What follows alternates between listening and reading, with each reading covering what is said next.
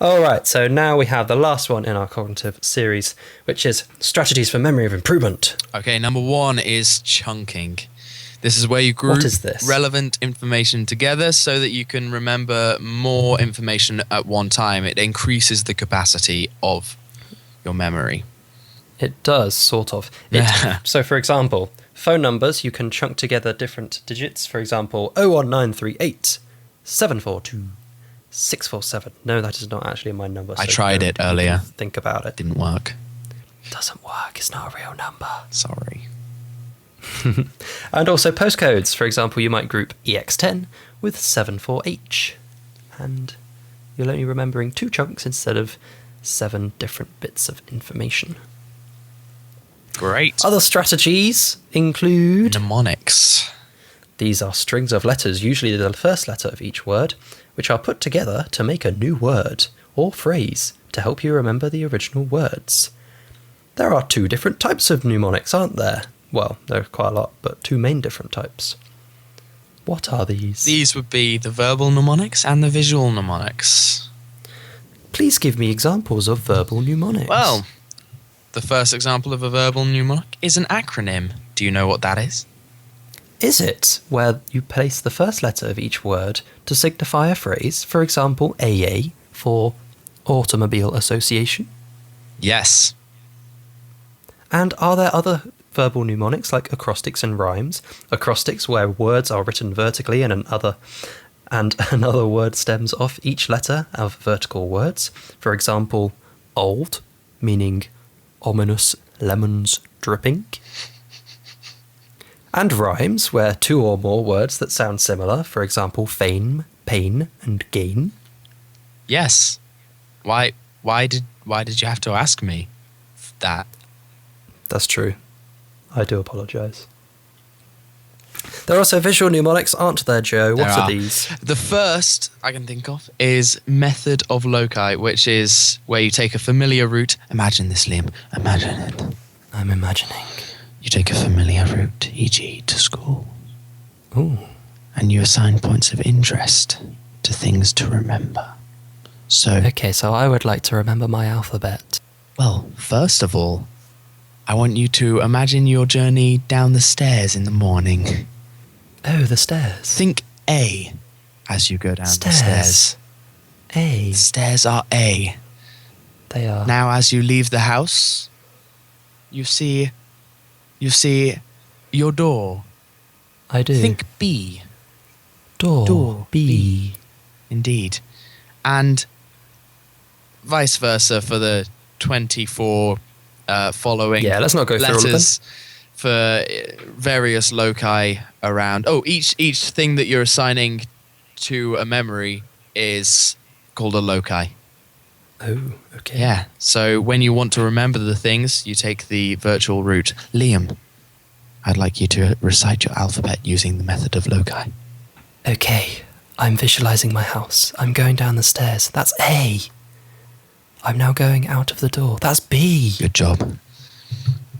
I think I could do well with that. I think you already have. That's like the Thank entire you. alphabet right there.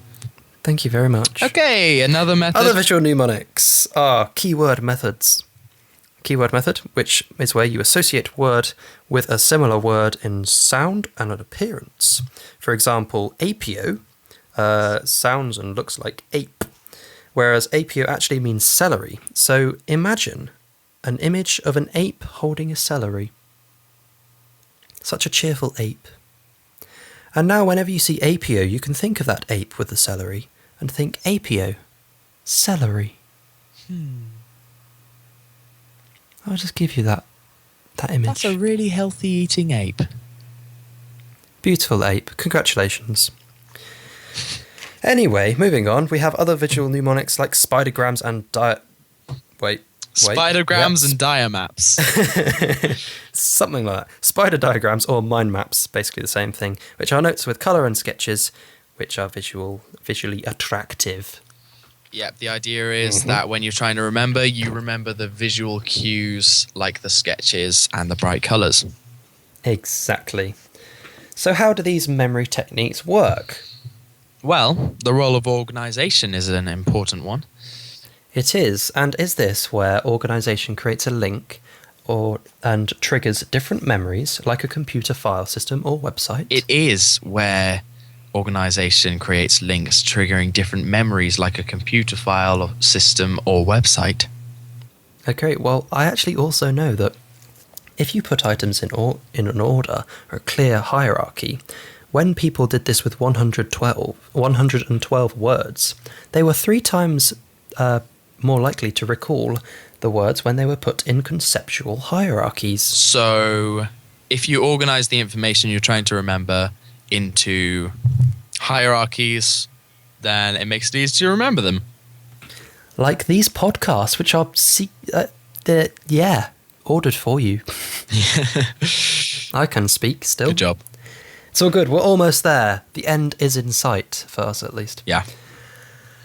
The role of elaborative rehearsal is also how memory techniques work, as the amount of rehearsal, or the maintenance rehearsal, is important, but this is important.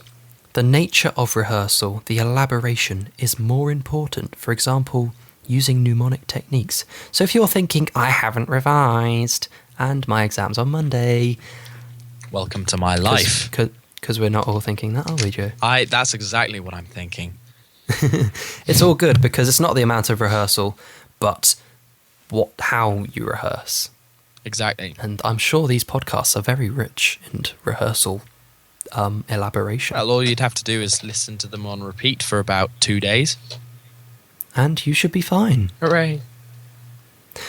Which maybe slightly leads us on to our last thing called the dual coding hypothesis. And what is this?